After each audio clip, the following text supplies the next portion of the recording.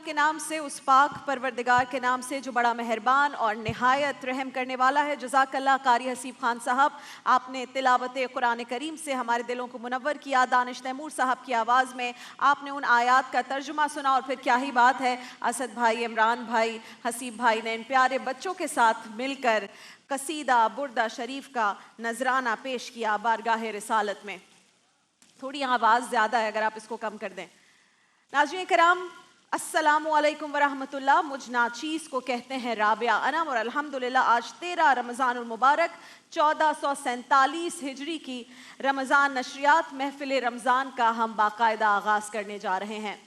नाज़रीन किराम, दुनिया का हर रिश्ता, हर ताल्लुक़ हमें धोखा दे सकता है और हमारी फरियादों और इल्तिजाओं को रद्द कर सकता है, मगर हमारा रब कभी हमारी पुकार को नज़रअंदाज नहीं करता।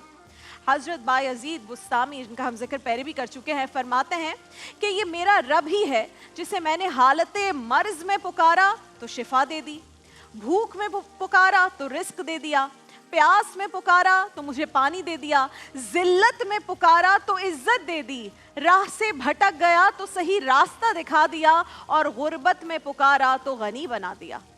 अपने रब की तमाम करम नवाजियों और रहमतों के बावजूद हम बसा औकात, बहुत सारे ऐसे टाइम आते हैं, मोमेंट्स आते हैं कि हम हालात की गर्दिशों से तंग आकर, माहौल से तंग आकर, मसाइल से तंग आकर ये शिकवा कर बैठते हैं कि अल्लाह ताला पता नहीं क्यों हमारी दुआएं नहीं सुनता।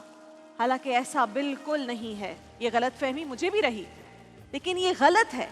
वो हमारी हर बात सुनता है, और सिर्फ सुनता नहीं, जवाब भी देता है, मगर हम जैसे कम फहम बेअक्ल लोग गौर ही नहीं कर पाते। अल्लाह का जीता जागता कलाम कुरान पाक हमारे दरमियान मौजूद है, जिसमें हमारे हर सवाल का जवाब मौजूद है, मगर हमें इतनी तौफीक नहीं होती कि कभी कुरान मजीद को तर्जुमे के साथ, तफसीर के साथ पढ़कर गौर व फिक्र ही कर लें। हालांकि खुद कुरान से ये सदा बुलंद होती है कि लोग कुरान पर गौर क्यों नहीं करते। कभी आपने गौर किया है कि रसूल अल्लाह के जलीलुल कदर सहाबा रिज़वानुल्लाह अलैहिम अजमाइन की कामयाबियों का राज क्या था? महफिल इश्क में हमेशा सहाबा की कामयाबियाँ, उनका इश्क रसूल, ये सब बयान करते हैं। नाज़रीन किराम, उनकी कामयाबियों का राज ये था कि वो कुरानी आयात में गौर व फिक्र करते थे और उन्हीं के मुताबिक अपनी ज़िंदगी बसर करते थे। अजाब की आयतें आती तो उनसे दिल दहल जाते थे, रहमत की आयतें आती तो उनके दिल रोशन और मसरूर हो जाया करते थे। और वो क्या खूब कहा है शायर ने, वो ज़माने में मुअज़्ज़ज़ थे मुसलमान होकर, और हम ख्वार हुए तारिके कुरान होकर। सैयदना अली करमुल्लाह वजहुल करीम फरमाते हैं कि जब मेरा दिल चाहता है कि मैं अल्लाह से कलाम करूं, अल्लाह से बात करूं, तो मैं क्या करता हूं, नमाज के लिए खड़ा हो जाता हूं। और जब मेरा दिल चाहता है कि अल्लाह मुझसे बात करे, अल्लाह मुझसे कलाम करे, तो कुरान मजीद की तिलावत शुरू कर देता हूँ। और नाज़रीन किराम, मैंने जब कुरान मजीद में डूब कर उसकी मुकद्दस आयात की तिलावत की, तो मुझे ऐसा लगा, महसूस हुआ कि मेरा रब मुझसे मुखातिब है, मेरी हर पुकार का जवाब रब ताला खुद मुझे दे रहा है। मैंने कहा, या अल्लाह, मुझे तेरी मदद कैसे मिलेगी? सूरह बकरा की 45वीं आयत से सदा बुलंद हुई, सब्र और नमाज से मदद लिया करो। मैंने कहा, बहुत गुनाहगार हूँ मालिक। सूरह ज़ुमर की 53वीं आयत से आवाज आई, अल्लाह की रहमत से मायूस ना हो, वो तो है ही गुनाह मुआफ करने वाला, मेहरबान। मैंने कहा, मेरे अल्लाह, मेरे दिल को सुकून नहीं मिलता।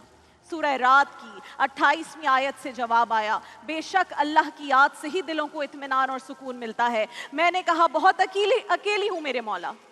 तो कहा, सूरह काफ की 16वीं आयत में जवाब मिला, बेशक हम रगे जान से भी ज्यादा करीब हैं। मैंने कहा, मुझे कोई याद क्यों नहीं करता मेरे मौला, ए परवरदिगार। सूरह बकरा की 152वीं आयत में जवाब मिला, तुम मुझे याद करो, मैं तुम्हें याद करूंगा। मैंने कहा, या रब, हमारी आजमाइशें खत्म क्यों नहीं होती? सूरह बकरा से फिर आवाज आई, میں کسی جان کو اس کی طاقت سے زیادہ نہیں آزماتا۔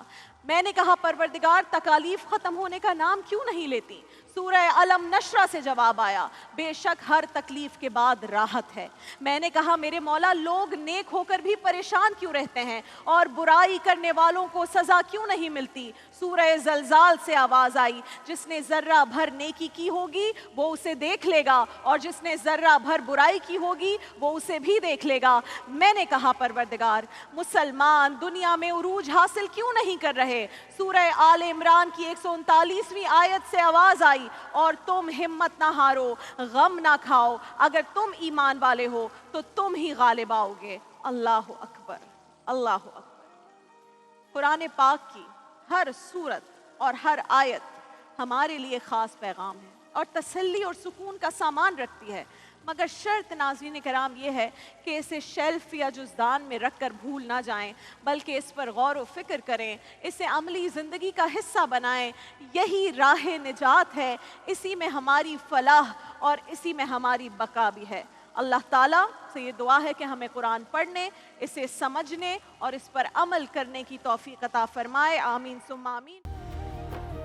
دیکھیے محفل رمضان لائیو ٹرانسمیشن روزانہ دوپہر 2 بجے سے صرف گرین انٹرٹینمنٹ پر۔